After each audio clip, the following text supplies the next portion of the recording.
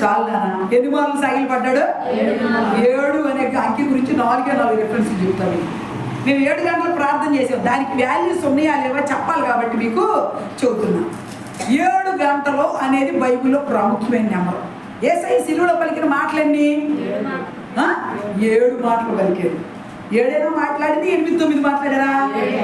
7 ఎంత వాల్యుబుల్ కలిగిన మాటలు, చాలా ముఖ్యమైన మాటలు కదా. 7 మాటలు తర్వాత మరి సిలువలో పలికిన 7 మాటలు కాక బైబిల్లో ముద్రలు ఎన్ని ఉన్నాయండి నీలం గారు? 7 ముద్రలు ఉన్నాయి. ఇంకా ఎరుకో గోడల చుట్టూ ఎన్నిసార్లు తిరిగారండి? 7 సార్లు తిరిగితే ఏం కూలిపోయినాయి? ఎరుకో గోడలు కూలిపోయినాయి. ఏమన్నా పొరుగులు పెట్టి పొడిచారా? ఏమై రజనీ పొడిచారా? ఏం చేస్తే ఊడిపోయి కింద పడిపోయినాయి? దాని చుట్టూ 7 సార్లు తిరిగి స్తుతిస్తేనే గోడ కూలిపోయింది. అర్థమవుతుందని చెప్పేదంతా ఏమా 7 అనే మాట మీద చదువుతున్న 4 అంశాలు చెప్పబోతున్నా. ఇక్కడ యాకోబు అన్నను మోసం చేశాడు. మీ అందరూ తెలుసా కథ. తల్లి ఏం చేసిందంటే, అయ్యా నాన్న దీవిస్తానన్నాడు, అన్నయ్యని మంచి మాంసం కూర తీసుకురామన్నాడు, నేను దీవిస్తానన్నాడు. అన్నయ్య యాకని వెళ్ళాడు అరణ్యంలోకి, నువ్వు తొందరగా రా, మందలోకి వెళ్ళి లేత తోడను తీసుకురా, వలిచేసి చర్మం వలిసేసి తీసుకురా అంటే చర్మం వలిసేసి తెచ్చి అమ్మకి ఇచ్చాడు. అలా అమ్మ కమ్మగా ఆయన ఎట్ట తింటాడు తెలిసినప్పుడు చక్క కూర వండింది. వండి ఆ ఊడిపోయిన చర్మం అంతా తీసి కొడుకు చేతులకి మెడ మీద అంతా కడుతుంది. ఎందుకంటే పెద్ద కొడుకు ఒళ్ళంతా రోమాలు ఉన్నాయి, చిన్న కొడుకేమో నునుపైన శరీరం ఉంది. మరి భర్తకేమో కళ్ళు కనపడవు. తవిడి చూసి ఇట్ట తవిడి దీవిస్తాడు ఆయన. మరి తవిడేటప్పుడు కొడుకు తొలగిపోతాడు కదా. అందుకు తల్లి చూసి ఎంత తెలివిగా ఆలోచించిందో. తల్లికి ఆలోచనలు ఎరిగిన దేవుడు కూడా గొప్పవాడే నిజంగా చెప్పాలంటే. చేతుల మీద ఆ చర్మాన్ని వేసి కట్టింది, మెడ మీద చర్మాన్ని వేసి కట్టింది. కట్టి మంచి కూర వండి భర్త దగ్గరికి పంపింది. కొడుకు వెళ్ళాడు, నానా ఇదిగో అన్న కూర తెచ్చినంటే గొంతు యాకోబుది కానీ శరీరాన్ని ఇట్ట తమిడి, శరీరము ఏశావుదే, రా నా కుమారుడా నా దగ్గరికి రా అన్నాడు. కుమారుడు బాబు దగ్గరికి వచ్చాడు. దగ్గరికి వచ్చిన తర్వాత ఏం తెచ్చావు నా కోసం అన్నాడు. నానా శ్రేష్టమైన తెచ్చా తిన్నాను అనగానే అందులో నోటికి రుచిగా ఉందేమో కడుపు నిండా తినేసేసాడు. ఏంటో తిందే కడుపు నిండా కూర. తిన్న తర్వాత ఆయన ఏమన్నా నోటినప్పుడు ఏమొచ్చేసినాయి, ఇక నా కుమారుడా నేను దీవించాలి రా అని దగ్గర కూర్చోబెట్టుకొని మనసారా దీవించేసాడు. ఇంకేమన్నా దీవులు మిగిలినయా? ఏమి లేదు, అన్నీ అయిపోయింది. అవన్నీ దేవుడు పలికించింది దీవులు. మరి దీవులన్నీ పొందుకున్నాక ఈ లోపల అరణ్యానికి వెళ్ళి ఏట మాంసం తీసుకొని గబగబా వస్తున్న పెద్ద కొడుకు వచ్చాడు. వచ్చి నానా నేను ఏట మాంసం తెచ్చా దీవించండి. అదేంటంటే నా కుమారుడు ఇప్పుడే నేను దీవించాను, వచ్చావుగా? వచ్చావా? ఎప్పుడు వచ్చావయ్యా? రాలేదు. నేను రాలేదు నాన్న. ఎవరు దీవించా? అరే యాకోబు వచ్చి దీవెనలు పొందేశాడయ్యా. నానా ఒక్క దీవెన ఉంటే దీవించు నన్ను. లేవు, దీవెనలన్నీ అయిపోయినాయి. అందుకే 7 రోజులు అయిపోయినా దీవెనలు వస్తాయా? మళ్ళీ టైంలో పాల్గొనాలి. వర్షం కురిసేటప్పుడు వర్షం నుంచుంటే వర్షంలో గడుపుతావు. ఆశీర్వాదాలు వర్షం కురుతున్నప్పుడు ఆశీర్వాదాల దగ్గర పెరిగితే అప్పుడు ఆశీర్వాదాలు మీదకి వస్తాయి. ఆశీర్వాదాలన్నీ అయిపోయినాక 7 రోజులు అయిపోయినాక నేను నుంచుంటాను మీద కురు అంటే వర్షం కలదు, ఆశీర్వాదాల వర్షం. మరి సమయం వచ్చినప్పుడు ఆ టైంలో యాకోబు పొందుకున్నాడు దీవెనలన్నీ అయిపోయిన తర్వాత ఏషావు వెళ్ళి నన్ను దీవించు అంటున్నాడు. దీవెనలు లేవయ్యా, శాపాలు మాత్రం ఏమంటారా? నువ్వు పంట ఎత్తే నీ పంట పండదు, నీ పిల్లలు ఆశీర్వదించబడరు, నీ సువాసన చేని సువాసన వలె ఉండదు, అన్ని శాపాలు చెప్పేసేసాడు. యాకోబునేమో బహుగా దీవించేశాడు. నక్షత్రం అన్నాడు, నీ నుంచి యేసుక్రీస్తు వారు పుడతాడన్నాడు, నువ్వు గొప్పడు అవుతాడన్నావు, నువ్వు 10 మంది రోజులతో సమానం అన్నాడు. అన్ని దీవించేసాడు. అన్నీ అయిపోయినాయి దీవెనలన్నీ. చదివేట టైం లేదు. ఇప్పుడు చెబుతున్నా, మరి దీవెనలన్నీ పొందుకున్నా యాకోబు అక్కడే ఉంటే అన్నయ్య చంపి అత్తడు లేదా? తల్లి ఏం చేసింది? అయ్యో నువ్వు చేసి హడావుడిగా బయలుదేరి వెళ్ళిపోరా, నువ్వు మీ మామ ఇంటికి వెళ్ళిపోరా. మీ మేనమామ ఎక్కడ ఉంటాడంటే పద్దనరావులో ఉంటాడు. ఆడికి 2 కూతురున్నారు. మా అన్నయ్యకి ఒకదానికి పెళ్లి చేసుకొని నువ్వు అక్కడే ఉండిపో, ఇంటికి రాబాక, మీ అన్నయ్య చంపేస్తాడు నేనని చెప్పి చెప్పమని విని హడావుడిగా బయలుదేరి అరణ్యానికి అడ్డం పడి వెళ్ళిపోతే మేనమామ దగ్గరికి వెళ్తే మేనమామ తక్కువ తిన్నాడా? రాగి వెళ్తే రాగి నీలా. ఎందుకంటే ఏది మోసం చేస్తే అదే. నువ్వు మోసం అనే విత్తనాన్ని ఇచ్చావు కాబట్టి నీకు మోసమే. 1 నెల జీతం కాదు 10 సార్లు జీతాన్ని మార్చాడు. 10 సార్లు జీతం అంటా ముందు 50 రూపాయలు అన్నాడంట. అరే 50 దండగా 45 చాలే నీకు? 45 కూడా దండగా 40 రూపాయలు చాలేరా? 35, 30, 25, 20 అతి చేసి 5 రూపాయలు తీసుకొచ్చాడంట. జీతాన్ని మార్చేసేసి మేనమామ కూడా మోసం చేసేస్తాడు. అక్కడ దేవుడికి చెప్పాడంట, అయ్యా నిజమేనా, నన్ను మోసం చేసి వచ్చాను, ఇక్కడ నా మేనమామ కూడా నన్ను మోసం చేస్తున్నాడు, నేను మోసం అయిపోతున్నానని చెప్పుకున్నాడంట. అందుకే మీరు కూడా ఎవరిని మోసం చేయబాకండి. మోసం చేస్తే మనం కూడా ఏమైపోతామరా? మోసమేనా? మోసమేనా? ఎదురు ఎగతాలు చేస్తే మనం కూడా ఎగతాలు అయిపోతాం లేదా? మా అయ్యగారే సాక్షి. మా అయ్యగారు పొన్నుకు ఒక చిన్న పొన్ను ఉండదు. అమ్మమ్మ అంట పెళ్ళి అయినప్పుడు పెళ్లి చూపులు చేయడానికి ఒకడు అంటే ఎవరు సంబంధం తెచ్చాడంట. ఆ పొన్ను అట్టున్న కూడా తెచ్చాడంట. అడిగి ఏమైపోతాడు, ఈ ముసలాడు వేసి కట్టాడు, ఈ ముసలాడు నన్ను బ్రతకనిట్లేదు, ఈ సంబంధం తెచ్చినాడు ఏమైపోతాడు, అడిగి ఇచ్చిపోతాడు, పాడైపోతే తెచ్చాడంట. మమ్మల్ని 4 ఆడపిల్లలతో ఉంటాడు కొడుకు. ఈ కొడుకు చక్కనోడని పోతే అమ్మ మురుచుకుంటే పొళ్ళు వచ్చాడు. ఆడికంట మధ్యలో పొళ్ళు వచ్చింది. ఎప్పటికి వెళ్ళాడంట మా ఇంట. కానీ మాస్టర్ ఆ పొన్ను పెట్టాడు దేవుడు. అంటే ఏది విత్తితే అదే వస్తాం. ఎగతాలు చేసిందిగా, ఆడు పెళ్లి చేశాడు నాకు, ఆడు ఏమైపోవాలి, ఆడు ఇత్తుకున్నాడు, పాడైపోవాలని తిట్టిందండి. తిట్టినందుకు అయ్యారు చేశాడు దేవుడు. చచ్చిపోయిందని చెప్పింది నాకు అన్నమాట. ఎమ్ముడు ఎగతాలు చేయబోకమ్మా, ఎవరినే ఎగతాలు చేస్తే మనకు అయ్యా వస్తాయే అని చెప్పింది. అందుకే మనం ఎవరిని ఏమీ అనకూడదు. గుర్తుపెట్టుకోండి మాటలన్నీ. యాకోబు మోసం చేసేటాడు, మోసం అయిపోతున్నా లేదు. అక్కడ మేనమామ ఏం చేస్తున్నాడు, అక్కడ తీర్పు జీతం అంత ఇస్తున్నాడా? ఇవ్వట్లా. నువ్వు పని చేసే కాడ కూడా నువ్వు మోసం చేసేవనుకో, నువ్వు మోసంగానే అవుతావు. జాగ్రత్తగా ఉండాలి. నిజాయితీ ఉంటే దేవుడు నిన్ను కూడా ఆశీర్వదిస్తాడు. మన పనిని బట్టి మనల్ని దీవిస్తాడు దేవుడు. యాకోబు ఓర్చుకొని ఉన్నాడు. మామ నేను రాగేల్ని ప్రేమించాను, మామ రాగేల్ నుంచి పెళ్లి చేయవా అని అడిగాడు. అడిగితే సరే అట్టగిస్తాను రా, నువ్వు 7 ఏళ్ళు కొలువు చేయన్నాడు. 7 ఏళ్ళు కొలువు చేశాడు. కొలువు చేసినాక అర్ధరేత్రి కాడ పెళ్ళి అన్నాడు. ఏది మా రేత్రి పెళ్లి చేస్తున్నాం అన్నాడు. పెద్ద కారణం ఉంది అక్కడ అర్ధరేత్రి కాడ పెళ్లి చేయడానికి. ఎందుకంటే పెద్ద కూతురు సేల్ అవట్లా. పెద్ద కూతురు కళ్ళంతా పుచ్చులు కట్టి ఎవడు చేసుకోవట్లా. ఏం చేయాలి, నా మేనలు చేసి కట్టాలనుకున్నాడు. అరే అర్ధరేత్రి ఈ రేత్రి నీ పెళ్ళిరా అని చెప్పాడు. ఆడ ఉడిగా బాగా పెళ్ళైనా సరే నీట్గా తయారయ్యాడు. ఎందుకంటే రాహేల్ని పెళ్లి చేసుకున్నాను అనుకున్నాడు. కానీ రేత్రి పెళ్ళి అయిపోయింది. అంత కార్యాలు కూడా జరిగిపోయింది. పొద్దున్న లేచి రాహేలు ప్రార్థన చేసుకుందాం అన్నాడు. పక్కనే ఎవరుంటారమ్మా? చిచ్చి నువ్వు వచ్చావేంటి, నా భార్య అది, నేనే నీ భార్య, నీకు నాతోనే పెళ్ళైందని తాగి చూపించి ఇంకేముంది అయిపోయింది. దేవుడు ఏది మోసం చేస్తే అదే. నువ్వు అన్నను మోసం చేసి దీవెలు పొందుకొని వచ్చి నువ్వేదో మోసం అయిపోయావా లేదా? మోసం అయ్యాడా? అయిపోయిన తర్వాత రాహేలు ఏడుస్తుంది. అసలు భార్య కదా చుట్ల ప్రేమించట్లా, దగ్గరికి రావట్లే, ఏమీ లేదు, ఏడుతుంది. రాహేలు చూస్తున్నాడు వద్దాకలు.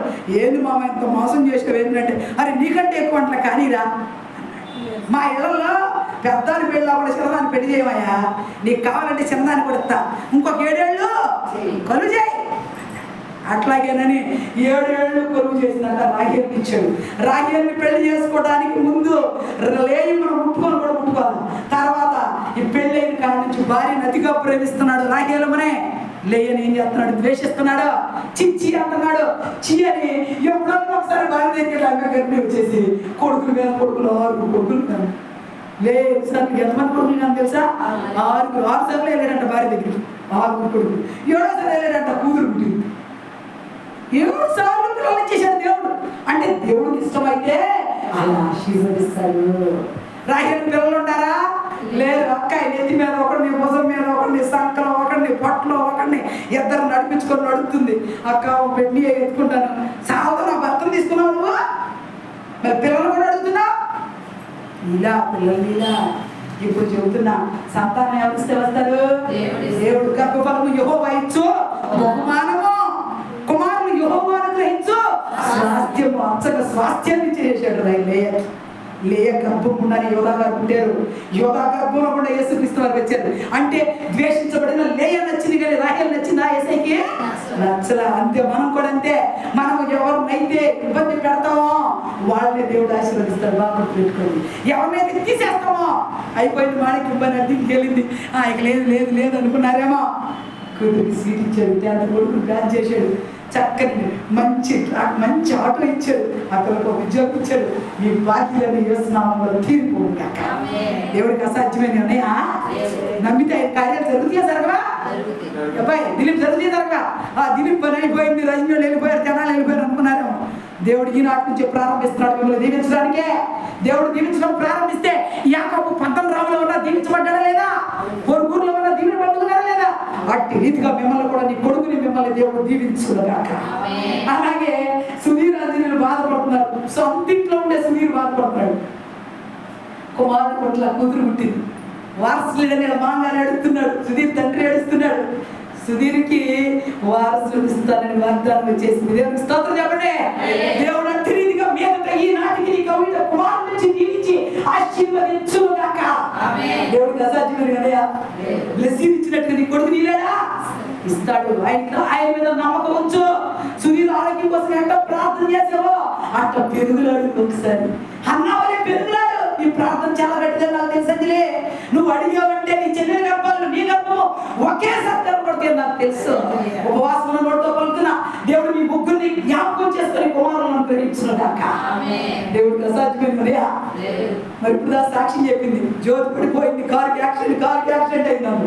దేవుడు యాక్సిడెంట్ చేస్తే ఉన్నత స్థలాన్ని ఇచ్చి కొడుకులు ఇద్దరు పేస అయ్యేటట్టుగా చేసి ఆ మరి బాబు కూడా ఏమైపోతాడో, వీడు చెట్లు చేవలు ఎక్కుతాడు, తాళ్ళు ఎక్కుతాడు, వీడు చదవడంది. ఆ 10th పాస్ అయ్యి ITI చేరాడు. పిల్లవాడు వెళ్ళి చక్కగా బీటెక్లో చేరాడు. ఇవన్నీ ఎవరు చేస్తున్నారు మా ఇంట్లో? దేవుడే జీవిస్తున్నాడు. మీ మనల్ని దేవుడే జీవిస్తున్నాడు. లేలం గారు లేకదు అయిపోయింది. లేలం గారు చర్చికి రాలేకపోతుంది అనుకున్నారు అందరూ. లేలం లేకదో కత్తులు వేస్తూ వచ్చినట్టు వచ్చేసి చర్చికి లేలం మాట దేవుడు దీవించి ఎవరి బలముతో నింపును గాక. అప్పుడు జమాయికులు ఒక్క వారు మిస్ అవ్వచ్చు. ఆ బిడ్డను కూడా దేవుడు దీవించి ఆశీర్వదించను గాక. అలాగే ఎన్ని దేవుడి దగ్గర ప్రార్థన చేస్తే జరిగే కార్యాలు. యాకోబు కూడా అవమానించబడుతున్నాడంటే ఆయన ఏ పని చేయించాడు అవమానపడటానికి? అక్కడ అన్ని అవమానాలు పొందుతున్నాడు. ఎక్కడ దేవుడు కలుగు చేసుకున్నాడు. అయ్యో లాభాన్ని బహుగా మోసం చేస్తున్నాడు యాకోబుని, నేను ఇక దీవించడం ప్రారంభించాలనుకున్నాడు. ఎవరిని? యాకోబుని. యాకోబుకి ఎంతమంది కొడుకులు పుట్టారా? 12 మంది కొడుకులు. ఎంతమంది? ఇక లేదు అయిపోయింది. దీని పిల్లలు లేరులకే మొత్తం మాదే ఆస్తి అనుకున్నాడు అన్న. బ్లెస్సీ పుట్టింది. మరి బ్లెస్సీ అన్న నచ్చింది. బ్లెస్సీ మీద కార్యాలు అవుతున్నారు పడతాడు. రేపు కుమారుడు నీ పోతున్నాడు. ఆ పిల్లలను చూస్తే కానీ ఈయన మామ సరెండర్ అయిపోయి అయ్యా రే సుధీర్ నీకేనయ్యా ఇల్లు అంతా రోజు రాబోతుంది. దేవుడు అట్టి రీతిగా ఆ బిడ్డకి కుమారుడిని అనుగ్రహించుగాక. ధృవీకరించబడిన నాయకులకే అందరూ ఒకటే ఏడుపుతున్నారు. అందరూ ఒకటే ఒకరిని ఏడిపించేందుకు వాళ్ళని దేవుడు తీస్తాడు. గుర్తుపెట్టుకోండి. లేయని తీసేసాడు. యాకోబు అసలు ప్రేమించరా, లేయ పనికిరాదన్నాడు. లేయని జ్ఞాపకం చేస్తున్నాడు లేదు దేవుడు. 6 సార్లు 6 కొడుకులు కదా లేయ. ఇప్పుడు చెబుతున్నా మరి అంతా బాగానే ఉంది. దేవుడు కళ్ళలో మాట్లాడాడు యాకోబుతో. యాకోబు లేచి నీ ఇంటికి నువ్వు ఏమన్నాడు? ఇంటికి వెళ్ళిపో. మీ మేమ ఇంట్లో వద్దు. నీ భార్యలు 2 భార్యలు తీసుకో, నీ 2 దాసీలు తీసుకో, మొత్తాన్ని బయలుదేరి ఇంటికి వెళ్ళిపోమంటే బయలుదేరి ఇంటికి వచ్చాడు. ఆయనకి నాన్న దగ్గర నుంచి ఒక కబురు వచ్చింది. ఏమని? యాకోబు పత్రాన్ని చంపేద్దామండి. వాడు ఎందుకంటే నన్ను మోసం చేశాడు. చిన్నప్పుడు దీవులన్నీ పొందుకొని పారిపోయాడు. కాబట్టి నేను ఆయన చంపాల్సిందేనని కబురు పంపాడు. ఈ కబురున్నప్పుడు ఇంక ఎట్ట అనిపించిందమ్మా? అమ్మో 12 మంది పిల్లలు భార్య గొడ్డు గోద వ్యవసాయంతో వచ్చే నేను బయటికి అమ్మో చంపేద్దగా మన భయముంచుతా లేదా? భయం వచ్చి మనుషుల్ని ఆశ్రయించరా. భార్యని పిల్లలందరినీ ఎబ్బో కురేవు దాటించేసాడు. ఒక్కడే ఎబ్బో కురేవు దగ్గర ఆ రాత్రి అంతా ఒక్కడే కూర్చున్నాడు. రజనీ ప్రార్థన చేయాలనిపిస్తే అందరు జనం అంతా బస్ స్టాండ్ లో తిరుగుతున్నప్పుడు ప్రార్థన నడుచుద్దామా? రజనీ నడిచిందా? అందరూ చూస్తా ఉండక ప్రార్థన నడిచిద్దా? గందరగోళం ఉండక ప్రార్థన చేయగలుగుతావా? ఏం చేయాలి? నువ్వు ఒంటరిగా మారాలి. మత్తయి సువార్త 6:6 అంటాడు, ఇదిగో నువ్వు ప్రార్థన చేయనప్పుడు నీ గదిలోనికి వెళ్ళి తలుపు వేసుకొని రహస్యమందున తండ్రితో నువ్వు మాట్లాడుకోమన్నాడు. రహస్యమందున తండ్రి దగ్గరికి వెళ్ళాలంటే గదికి తలుపు వేయాలి. ముందు ఏలవద్దా? వేసి ప్రార్థన చేయాలవద్దా? ప్రార్థన చేస్తేనే కార్యాలు జరుగుతాయి. గుర్తుపెట్టుకోండి. యాకోబు అదొక్కటి తెలుసుకున్నాడు. తెలుసుకొని ఏం చేశాడంటే 32 అధ్యాయం ఇంటికి చదువుకుని టైం లేదు.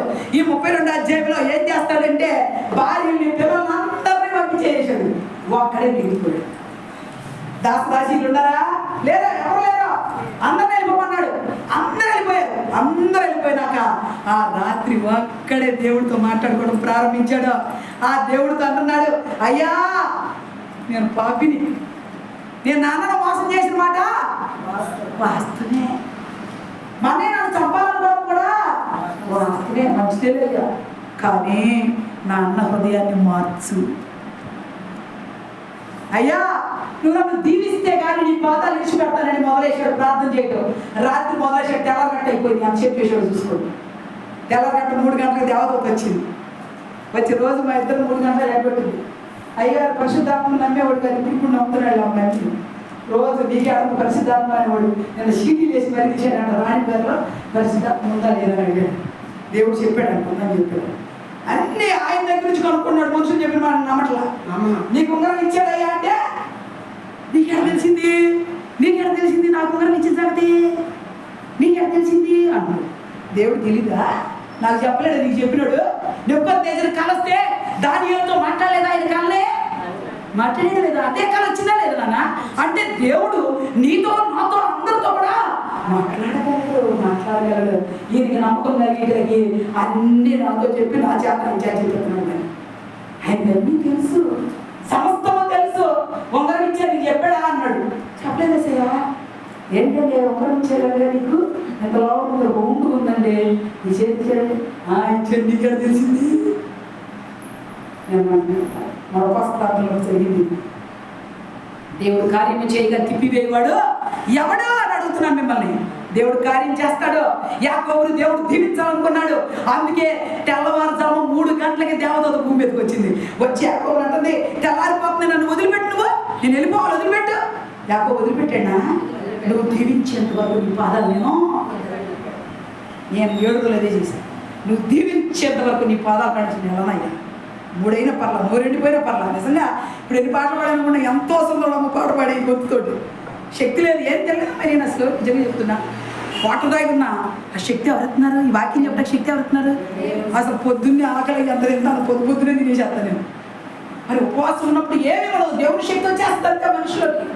దేవుడు ఈ 7 రోజులు 3 గంటల వరకు మంచినీళ్ళు దాకా ఉండగలిగామంటే అది దేవుని కృప కాదు నాన్న. దేవుడు దీవించాడా లేదా? దేవుడు కావాలని నన్ను ఉంచాడా లేదా? ఎందుకంటే కొన్ని కార్యాలు జరగాలని నన్ను ఉపవాసం ఇస్తాడు. కొన్ని కార్యాలు జరగాలంటే నన్ను ఉపవాసం ఉండమంటాడు. ఆయన మాట్లాడితే నేను ఉపవాసం ఉంటా. ఇప్పుడు చెబుతున్నా, యాకోబు పెనుగులాడాడు. నువ్వు దీవించేంత వరకు నీ పాదాలు అన్నాడు. దీవించాడు లేదా దేవదూత? దీవించి యాకోబు కాదు, ఈ రోజు నుంచి నువ్వు ఇశ్రాయేలువి అన్నాడు. అన్నాక ఆ మాట బాగానే ఉంది, ఆ మాట అనిపించుకున్నాడు, బాగానే ఉంది. ఇక దేవదూత వెళ్ళిపోయింది. పొద్దున్నే లేక చూస్తే తొడగూటి మీద కొట్టాడు కదా దేవదూత. తొడగూటి కొన్ని వంగిపోయింది. అంటే తప్పు చేస్తే ఒక శిక్ష అనేది మనకి పడుద్ది. శిక్ష లేకుండా ఆశీర్వాదం వచ్చిందా రజనే? శిక్ష అనేది ఉందా లేదా? తప్పు చేస్తే శిక్ష వచ్చిందా లేదా? మన మీదకే చిన్న తప్పన్నా చేసేవాడు, తప్పు ఒప్పుకున్నాకైనా చిన్న ముళ్ళు పెడతాడు. మనకు తెలిసి ఆ ముళ్ళు పెట్టే మనల్ని అంతా శుభ్రపరుస్తాడు. గుర్తుపెట్టుకో, అవన్నీ దేవుడు చిత్తం. ఇప్పుడు యాకోబుకి ఏం చేశాడు? తడగూడు నడుపుతా పిల్లలు చెప్పాడు, అబ్బాయి దేవుడు నన్ను దెబ్బకొట్టి తుంటినార మీద కొట్టాడురా. ఇక మీరు ఎవరైనా ఏ జంతువునన్నా కోసుకోండి, ఆ తుంటినారాన్ని ఇప్పుడు తినబాకుండా తుంటినారాన్ని ఎత్తుకెళ్ళి కాళ్ళ వారి ఎడపడ బాగా చేసేయండి, దాన్ని మాత్రం మీరు తినబాకుండా తెల్లలు చెప్పుకున్నాడు. చెప్పుకొని చచ్చిపోయిన దాకా పుట్టుదాన్ని నడిచాడు. యాకోబు పుట్టుతా నడిచిన దేవుడు దీవించేసాడు. ఎంతంటే నీ 12 మంది కొడుకులు 12 గోత్రాలుగా చేస్తానన్నాడు. నీ పిల్లలకి కొద్దికొచ్చానన్నాడు. నీ పిల్లలు ఎక్కడుంటే అక్కడ ఆశీర్వదిస్తానన్నాడు. ఆ దీవులన్నీ ఇచ్చేసిన దేవుడు. ఇక యాకోబు భయం ఉందా? అన్న దగ్గరికి వెళ్తానికి భయపడతాడు. ఇక అన్న ఎదురు వస్తున్నాడు. అన్న కోసం గిఫ్ట్లు ముందు పెట్టాడు. భార్య పిల్లలను, దాసి పిల్లలను అందరం తీసుకొని బయలుదేరాడు. ఏమన్నాడు తెలుసా?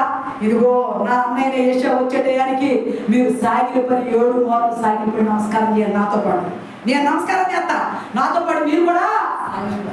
ఎన్నిసార్లు చెప్పినాడమ్మా? 7 సార్లు. అప్పుడే శత్రువు కరిగిపోతాడు. కాబట్టి సాగిలపడి నమస్కారం చేస్తే ఆ నమస్కారాన్ని అన్న చూసి, అయ్యో అరే తమ్ముడు పిల్లలతో కడుపుతూ ఉన్న భార్య చేత నమస్కారం చెప్తాడు. ఇక్కడ ఆగరా ఎన్ని రాయబడింది ఇక్కడ. నిజంగా కరిగిపోయింది. మనం సారీ 7 సార్లు చెప్తాడంట. ఎంత కఠినమైనడైనా కరిగిపోతాడంట, ఎంత శత్రువైనా మారిపోతాడంట. అందుకే క్షమాపణ అడగటంలో వెనకాడొచ్చా? వెనకాడకూడదు. మనం విన్న వాక్యంలో యాకోబు విన్నపాలు 7 మార్లు సాగిపడి నమస్కారం చేసి జరిగాం. ఎన్ని మార్లు?